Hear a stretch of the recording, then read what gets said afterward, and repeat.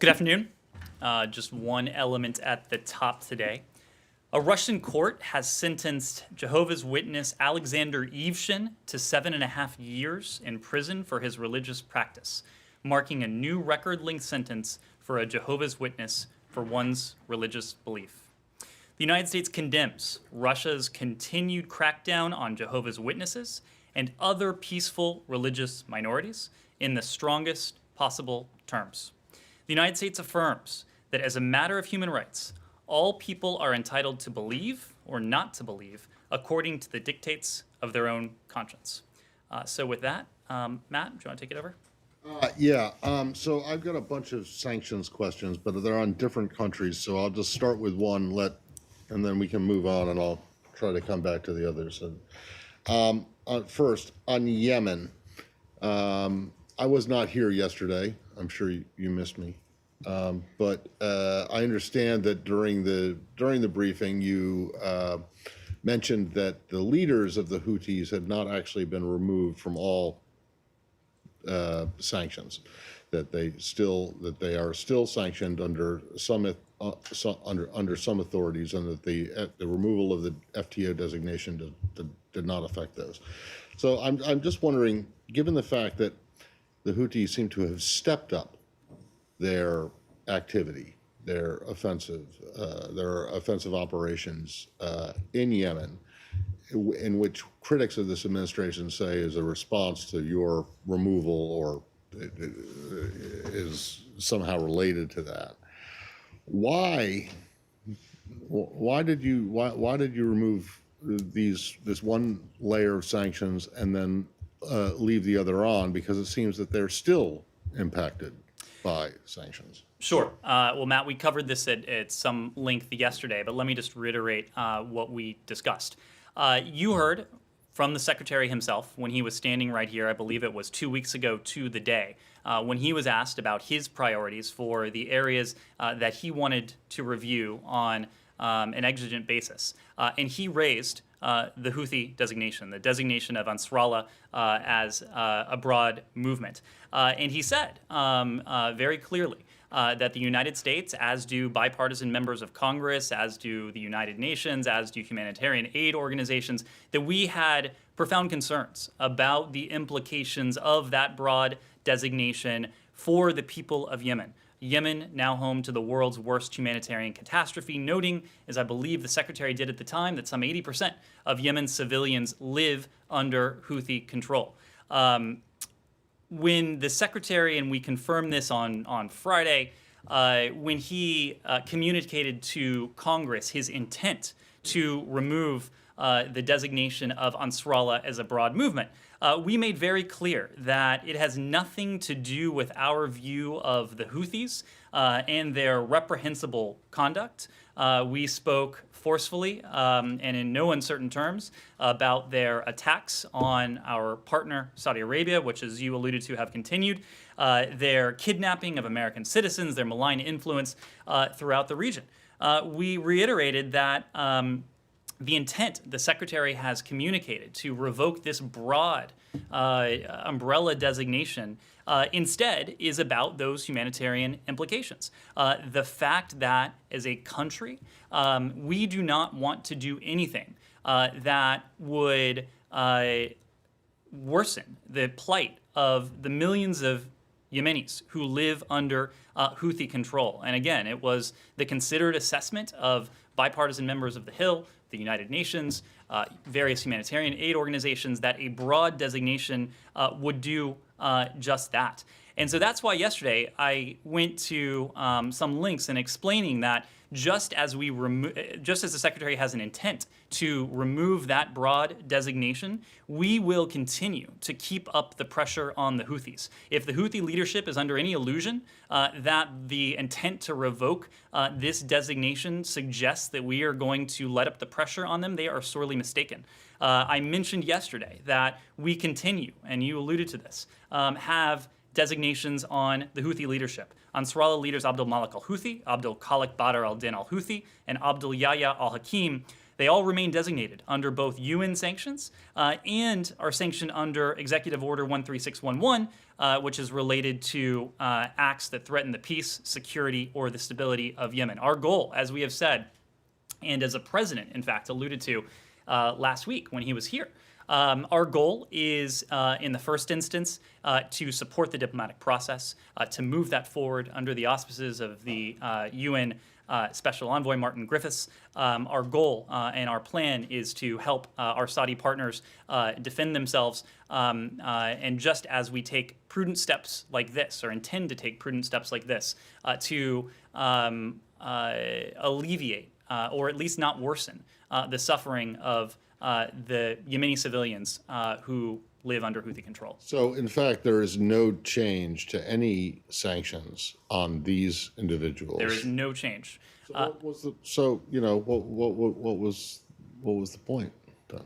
Well, I just spent, I think, 5 minutes explaining it. The point was to, the intent was to revoke the broad designation that has profound, steep, and precarious humanitarian implications for the people of Yemen. We are distinguishing between the people of Yemen and the Houthi leadership. Right. Yeah, well, you know what? Various U.S. administrations, I've covered a bunch of them now, have always said there's a distinction between the people and the government, or the people and the leadership, or the people and the rebel organization, whatever. But I mean, the fact of the matter is that there was no. Was there any practical effect of removing the FTO designation and the terrorism designation? So to be clear, the secretary on Friday communicated his intent to revoke. We'll get to that in 2 seconds. As I said, I believe it was a couple days ago now, our process and our orientation is to get back to regular order. That includes regular order when it comes to our communication, our dialogue, our consultations with members of Congress. Members of Congress have a prerogative to be informed, to be in the know when it comes to these intents, and that, of course, is why we notified them ahead of time. Last one on this. So these revocations took effect today with a publication in the Federal Register. I don't know if you do every morning, but I do. It's very exciting. Go through the Federal Register and look to see what's going on. It's 260 pages today.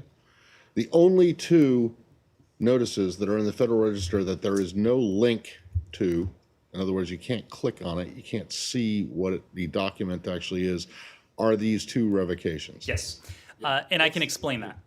Really? I can. Okay. In fact, Matt, what you saw was not a revocation, a formal revocation. It was, unfortunately, an administrative error. The Federal Register notice pre-published prior to the conclusion of the congressional notification required for the revocation of the FTO designations. So the designation does, in fact, remain in place. So, okay. So the notice that was sent up to the Hill, or put into the SCIF, even though it's not classified, but it was still put into a SCIF that was sent to the SFRC and others. So, in fact, the FTO designation has not yet been revoked. The congressional review period is ongoing. So it has not. So it has not, Site. Thank you. Thank you.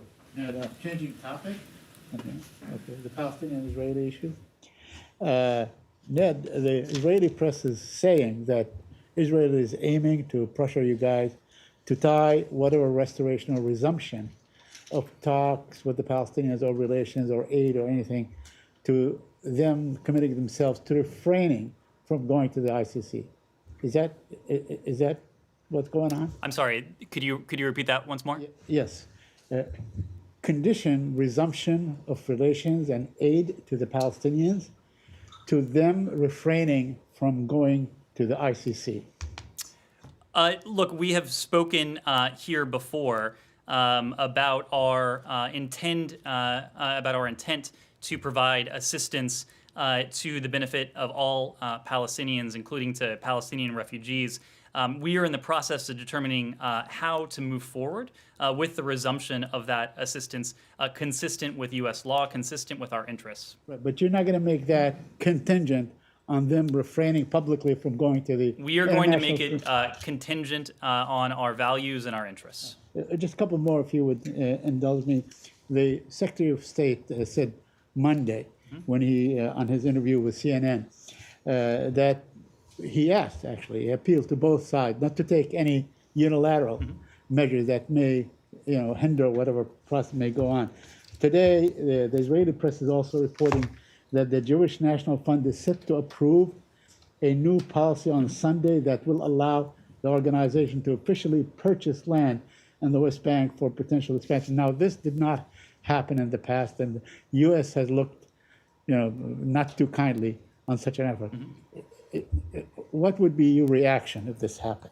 Well, I think there's a broad point at play here, and that point is this. We believe it is critical to refrain from unilateral steps that exacerbate tensions and that undercut efforts to advance a negotiated two-state solution.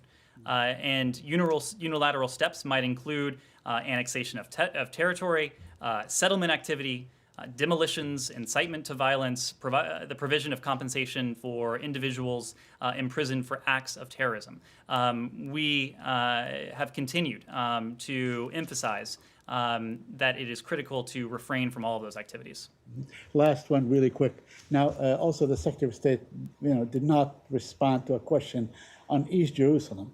Now, if you're calling for a two-state solution, there seems to be an international consensus that if the Palestinians are to have their state and to have a capital for that state, it will be in East Jerusalem. So why would the Secretary sort of refrain and say, we must leave this to final status issues and so on? Well, this has been the longstanding policy of the United States, and I think this is what the Secretary was referring to.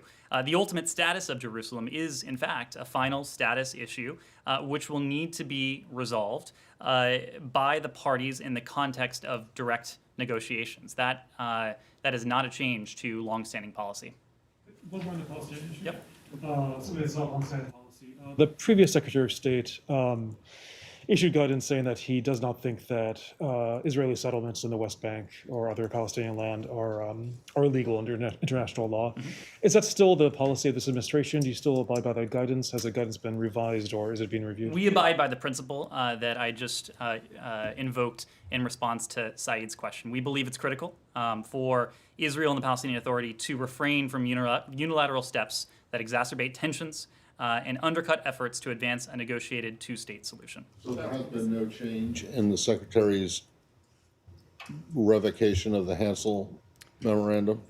What we have said... No, I don't want to know what you have said. I want to know whether there's been a change in that, because it was a big deal when he basically said that is no longer the policy of the United States. What we have said, and this is the principle that is at play, is that we encourage Israel and the Palestinians to avoid unilateral steps that put the prospects of a two-state solution Does that further out of mean then reach. that there has been no change in the previous administration's decision on passport, on using Jerusalem, Israel? We have no changes to announce to the current guidance on passports. Yes, please. On Latin America. The first one is about Cuba. I know the government is currently reviewing the policy towards Cuba, but so far, has the new administration found any evidence that the Cuban government was responsible behind the attacks in the embassy in La Habana? And also, what is the Biden administration doing to find out what was the cause of those attacks? Great. Well, I appreciate the question, and I would start by saying that, and it's something I've said here before, is that, of course, we have no higher priority than the safety and the security of U.S. personnel, their families, other U.S. citizens, both, of course, in this country and around the world. The U.S. government is working to determine what happened to our staff and their families and to ensure the well-being and health of our officials going forward. That investigation remains underway. It remains a high priority. And I can tell you that during the transition period, this was one of the first briefings, comprehensive briefings that, as Secretary-Designate at the time, Secretary-Designate Blinken requested of the transition team. And he has, in fact, received updates during his time as Secretary of State. He has made clear that this is a priority for him, and those updates will continue going forward. What I can also say is that, the department established an interagency task force to coordinate the government's response to these incidents in May of 2018. more recently, and in fact just this week, to reassert the department's leadership and responsibility for U.S. government personnel overseas. We elevated, as I said, this week, the coordinator role to a senior level position so that a high level official will be empowered to advise senior department leadership, coordinate the department's interagency response to the health security incidents, and to provide continuing support to affected personnel. This advisor will be positioned in a senior role and will report directly to the department's senior leadership to ensure, as I said, that we continue to make significant strides to address this issue and to ensure our people are receiving the treatment they need. We'll have additional details on this new role in the coming days, I would expect. And my second question was about Colombia. If you're worried about the rising number of human rights defenders who are being murdered, Human Rights Watch put yesterday a report out, and if you think that Iván Duque's government is doing enough. Well, we have seen the Human Rights Watch report that you alluded to. We are concerned about ongoing violence against human rights defenders who play a vital role in building a just and lasting peace in Colombia. Reducing this violence and prosecuting these crimes is a top priority for both the United States and Colombia, and it's an issue we raise with the Colombian government. It is crucial to recognize that those responsible for these brutal killings, the illegal non-state armed groups and narco-terrorists who wreak havoc on parts of the Colombian countryside. We are proud to partner with the Colombian government, security services, and civil society to strengthen human rights protections and rural security, and to fight the narcotics trafficking groups that drive this violence. And just a follow-up on this, you just mentioned that the Biden administration raised this issue with the government of Colombia. When was that, and who was involved in those conversations? So human rights are an issue that we raise routinely with our partners, with our allies. It is a staple of our conversations, whether it's the Secretary of State, whether it's the President of the United States, whether it is any other senior U.S. government official. You have seen this reflected in the readouts that we have issued at last count this morning, and I think this tally needs to be updated. The Secretary of State has had 42 calls with his counterparts around the world. The President of the United States continues to make calls and to have discussions with his counterparts around the world. This is something that will continue to be at the center of those conversations at all levels, including the most senior ones. Yes. Gita with Voice of America. Great. I have a number of questions on China. Okay. As you know, President Biden spoke with his Chinese counterpart last night, and then the White House put out a statement saying that, and I quote, President Biden underscored his fundamental concerns about Beijing's coercive and unfair economic practices, crackdown in Hong Kong, human rights abuses in Xinjiang, and increasingly assertive actions in the region, including Taiwan. From the other side, China has said that the two sides agreed to keep in close contacts on issues of mutual concern, and also asked the two countries to reestablish a dialogue mechanism. Now, is the old bilateral U.S.-China strategic and economic dialogue officially dead, or is the administration looking to a new format of dialogue? Well, we don't have any upcoming engagements to announce at present. I know I'm the one who normally answers the questions, but can I ask you a question? Do you have the readout in front of you? Can you read the last line of the readout?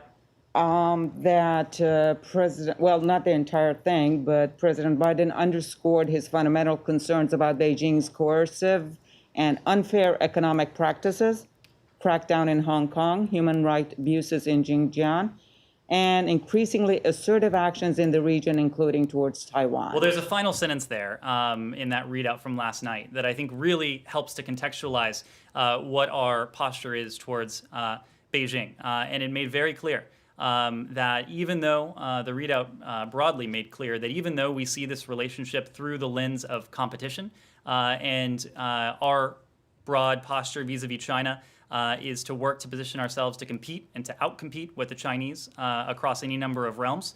The readout from last night made very clear that the President of the United States, and this also applies to the Secretary of State and to other officials, we will engage the Chinese when it is consistent with our interests, when it is in our interests, and consistent with our values. So again, I don't want to get into formats or any other upcoming engagements, but it is fair to say that when it is in our interest to cooperate and to work constructively together with Beijing, with the Chinese, we will do that. That will be our North Star, America's interests, America's values, and that will guide our interaction with the Chinese. So there won't be a framework for continuous dialogue. I wouldn't want to get ahead of where we are.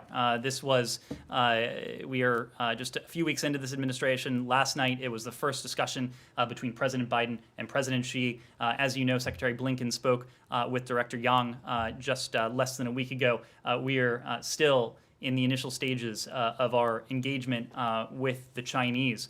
I would hasten to add that initial engagement at the level of the Secretary of State and the President of the United States took place only after a number of calls with our closest allies and partners. There's a reason why these engagements didn't take place on day one. We wanted to make sure that we had coordinated closely with our allies, including our allies in Europe and our treaty allies in the Indo-Pacific, but also our partners, including our partners throughout the Indo-Pacific, to make clear that our approach to Beijing was known to them, that we coordinated on that, and that, again, we positioned ourselves vis-a-vis China in the strongest possible position. When we talk about our strength in the context of the relationship with China, we derive strength from our values, we derive strength from our alliances, our partnerships, but we also derive strength from what we do here at home. And you have heard quite a bit about that from the White House, from the National Security Advisor, but also from the Secretary of State. We see our strength as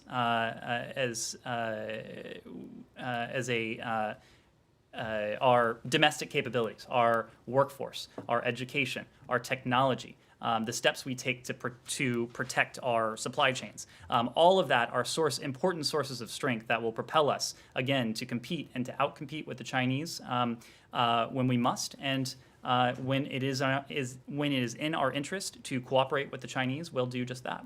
Can I continue on? Okay, we'll do a couple more on China. May I one Sure. more?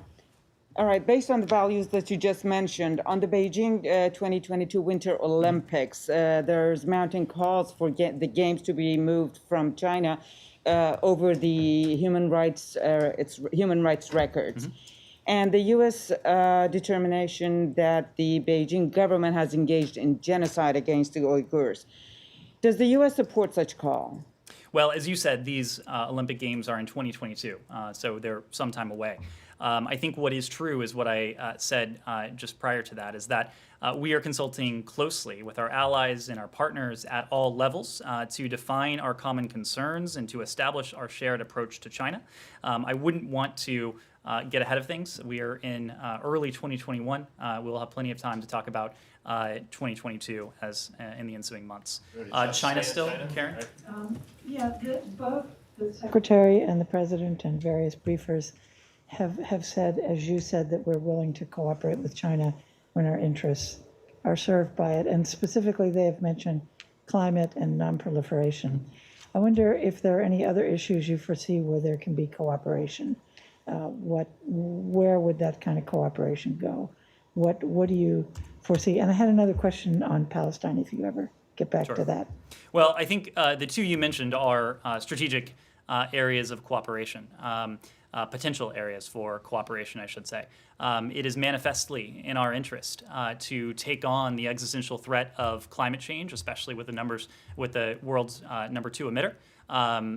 It's something that is absolutely and profoundly in our interest, and nonproliferation as well. The world's most dangerous weapons, reducing the risk of nuclear weapons, whether the context is in Russia, and we made a very similar point about why we were engaging in a 5-year extension of New START, but also in the context of China.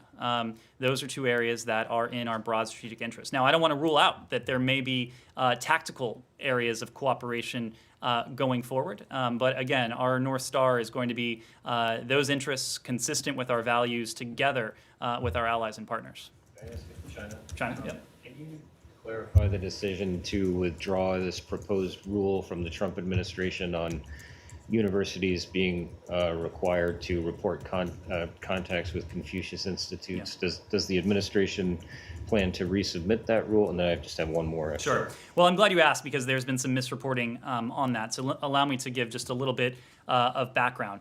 When it comes to the Confucius Institutes, we have ongoing concerns about activities of the CCP, including through these institutes, given that they might affect academic freedom in the United States.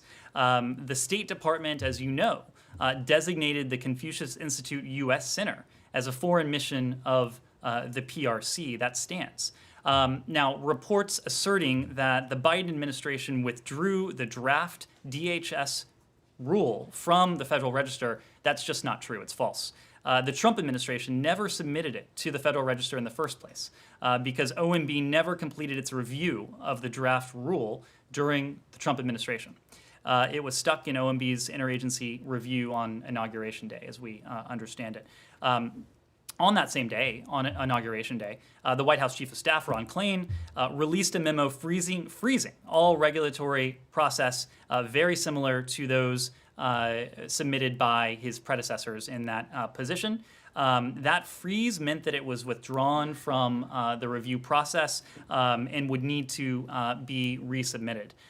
This withdrawal applied to all other rules that didn't make it through the OMB review prior to the change of administrations. Now, when it comes to this administration, we'll treat Confucius Institutes as part of our overall approach of how best to respond to China's use of information operations and other coercive and corrupting efforts to undermine and interfere in democracies. That's something we will continue to do. So are you saying, would you consider resubmitting this rule? Do you think it's a good idea? We will, as we said, treat the Confucius Institutes as part of our overall approach when it comes to how best to respond to China's use of information operations and other coercive diplomacy. Just one more on supply chains and ties between U.S. companies and Chinese companies. Does the Biden administration broadly support the Trump administration move to put Chinese companies, particularly linked to Xinjiang, on the commerce entities list and restrict U.S. companies from doing business with them? Well, we certainly understand, and I think in the first instance I would need to refer you to the Department of Commerce to speak to these issues in particular. But we certainly understand and have some of the same profound concerns with China's predatory behavior when it comes to technology. It's something we're going to stand up to. It will be part of the review I mentioned as we determine how best to defend ourselves, but also to promote our interests and to promote our values in the context of that bilateral relationship more broadly. We've spent a lot of time over here. Anyone else on China? It's a big title. It is. Can I just ask you about China's decision to take the BBC World News off the air? Particularly, this comes in light of their report on abuses against the Uyghur community. Yeah, I'm glad you asked that. We absolutely condemn the PRC's decision to ban BBC World News. The PRC maintains one of the most controlled, most oppressive, least free information spaces in the world. It's troubling that as the PRC restricts outlets and platforms from operating freely in China, Beijing's leaders use free and open media environments overseas to promote misinformation. We call on the PRC and other nations with authoritarian controls over their population to allow their full access to the internet and media. Media freedom, as we've said, is an important right, and it's key to ensuring an informed citizenry that can share their ideas freely amongst themselves and with their leaders. So if you're saying that the Chinese people should have the same access to misinformation from their leaders as the rest of the world? Is that kind of what you're saying? We are saying that, and I hope you would agree with this, that free, pluralistic media environments are important the world over, whether that's in China, whether that's in Eastern Europe, whether that's within our own hemisphere. Yes. That's a China and Myanmar story. Does the US believe that China has been aiding the Myanmar generals who have performed the coup in Myanmar? And particularly, are they helping them to regulate the internet and censor particular websites? And further, there were some reports that the Chinese are helping to regulate the internet in Myanmar. Is that something that you're expressing concerns about on the call with Xi yesterday? One, I wouldn't want to contextualize the president's call with his counterpart from here. I would need to defer to the White House to offer any augmentation to the fairly robust readout that they issued. But I think the broad point remains, and we've made this point from this podium before, we continue to call on China to condemn the coup that took place in Burma on February 1st. We would hope and we would expect that the Chinese would play a constructive role in bringing about the restoration of democracy, of civilian rule to Burma. This is, it's consistent with, and it's actually a shared interest that we have. And so we continue to call on China to do more, and we'll continue to do that until China's orientation changes. You don't have specific information on whether they're supporting the generals. Do they have a relationship with those generals? Nothing I'm prepared to go into today. Okay. Assistant Secretary Sun Kim met with Taiwan's envoy on Wednesday. Do you have a readout on that? Well, I understand that our EAP Bureau did issue a tweet that had some details there. So we don't have any further readout of the meeting with the TECRO representative. What I can say broadly is that we're committed to deepening ties with Taiwan, given that Taiwan is a leading democracy and a critical economic and security partner. Okay. Can I just Kylie? follow up on that? Has the Assistant Secretary or Acting Assistant Secretary also met with the Chinese ambassador here? I don't know. We can get back to you on that. Okay. And was Secretary Blinken on the phone call between President Trump and President Xi? Sorry, President Biden. Maybe if he was on the call with Trump and Xi, please let us know. I don't believe he was, but we'll let you know if there's information to the contrary. Okay. Anything else on China? I have one more. Yep.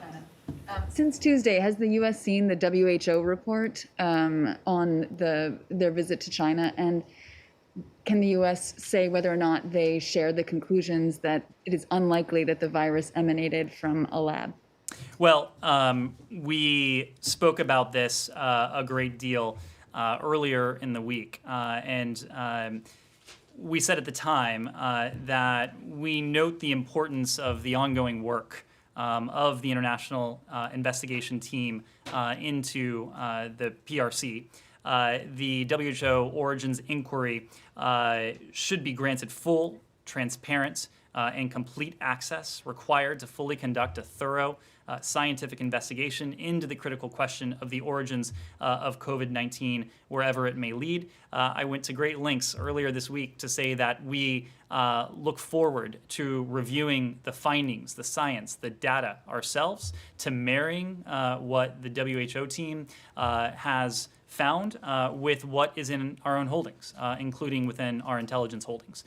So until we're able to do that, until we're able to see the full data, we're going to reserve judgment, and we're going to form our conclusions based on the science and the data and those findings.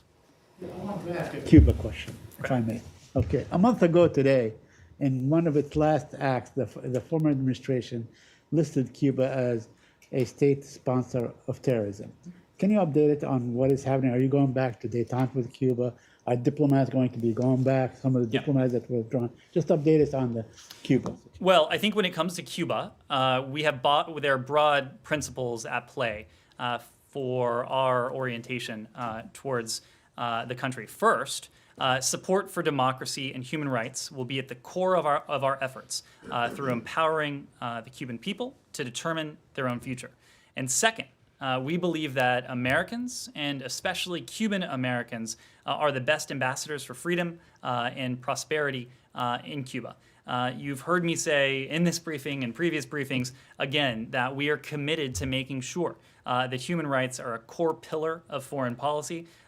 We are redoubling our dedication to human rights throughout the hemisphere. And I think that will, again, be a North Star as we review our approach to Cuba going forward. You get a lot of North Stars going on.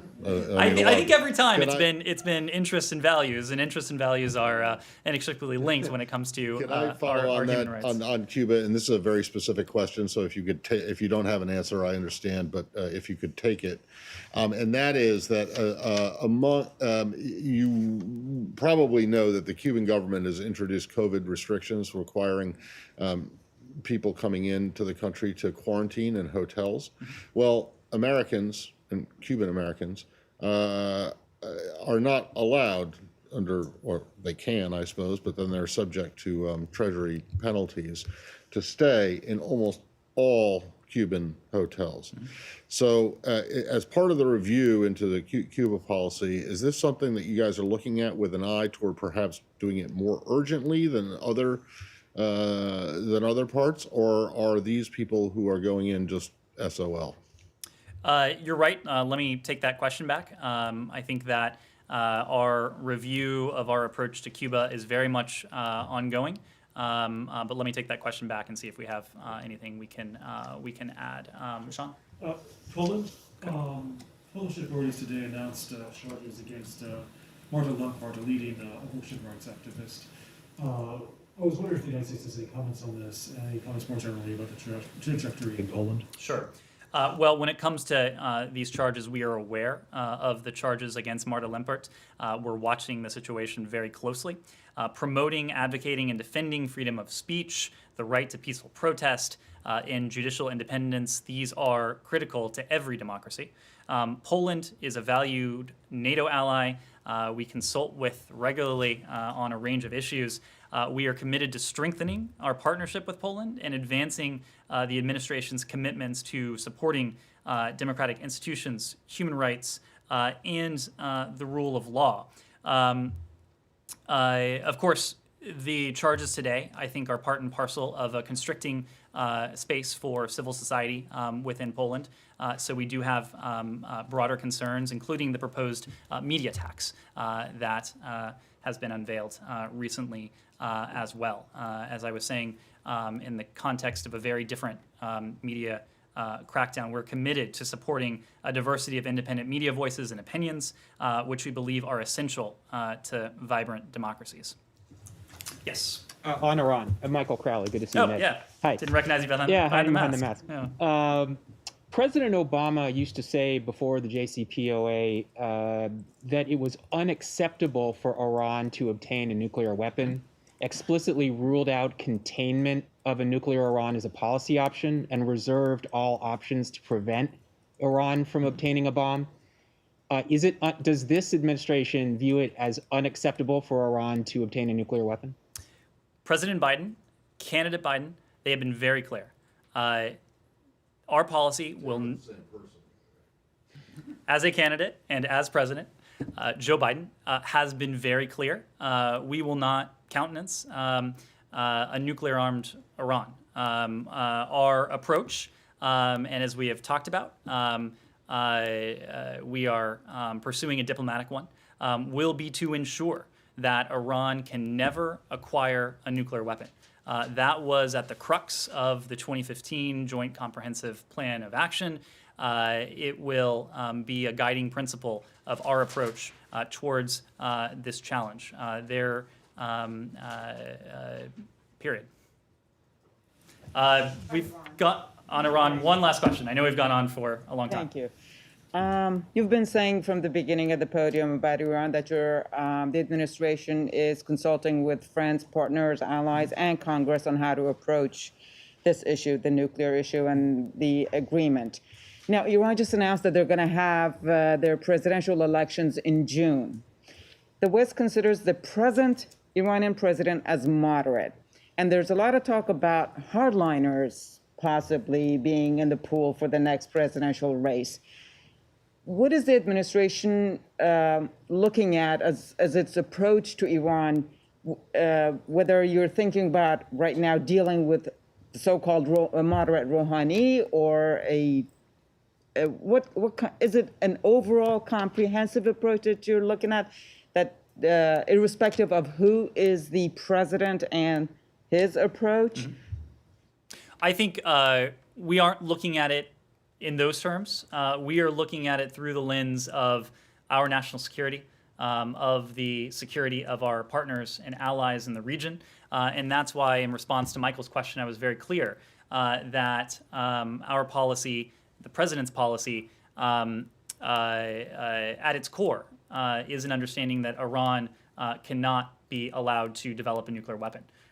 So regardless of the constellation of actors, that will continue to be a core principle for us. It's precisely why the president has put forward the formulation that is now very familiar to everyone in this room. If Iran resumes its full compliance with the 2015 nuclear deal, we'll do the same.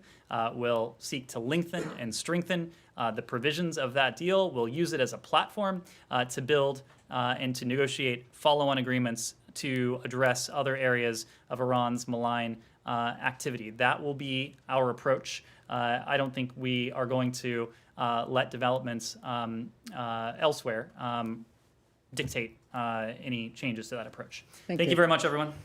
Thank you.